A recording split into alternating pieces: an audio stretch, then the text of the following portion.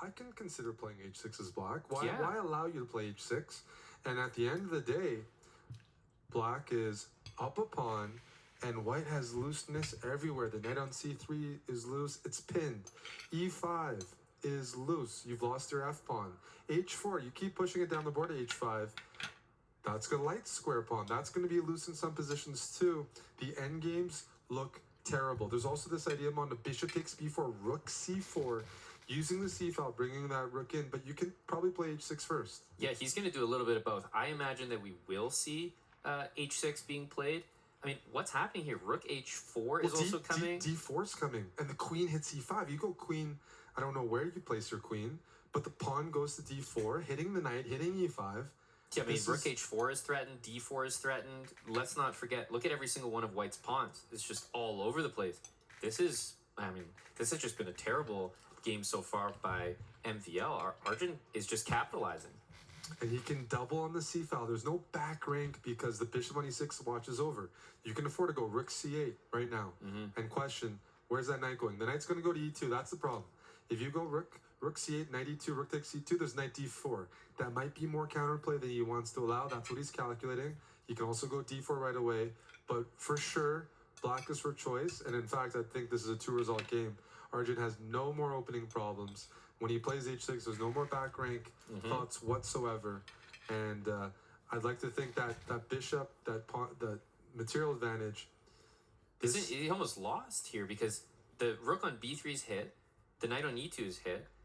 If you play rook b2, I mean d3, you keep the pawn. This is 100% over.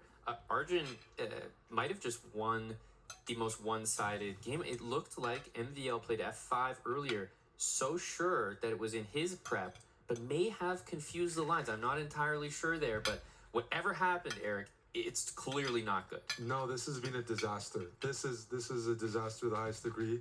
You have the white pieces. You play against the line that black uses to try to make a draw, try to force things off. It's a drawing line, not a winning line. MVL confidently played a few moves. Looks like he got things confused. His only chance now, he's down 2 pawns, is to establish a dark square blockade. That means the rook on d2. That means swing the king over to e3 and hope for the best.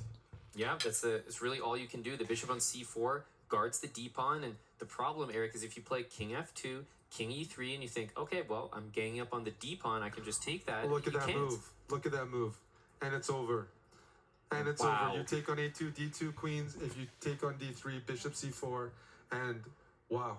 Amazing. It's already a win for Arjun Erigaisi and Genji in our upper bracket matchup. And MVL just, kind of shocked everyone here by immediately going for it, this variation. It seemed like theory. It seemed like a position that he would have seen many, many times before. But Eric, we're not exactly sure what happened, but I think he may have confused some of his variations. Well, I can't argue against that. It's there's no way that was prep.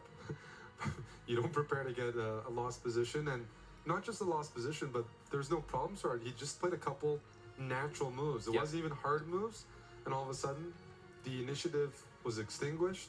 You're just left with a shattered position, and just a complete disaster. Now MVL has the black pieces needing to win on demand. And you said it, it's the black pieces. That's the thing, because MVL had the white pieces there, and he didn't make anything of that game. So kind of a freebie to Arjun. And now MVL and Vitality are in a very tough spot, a must-win situation, but also must win after a game like that. You're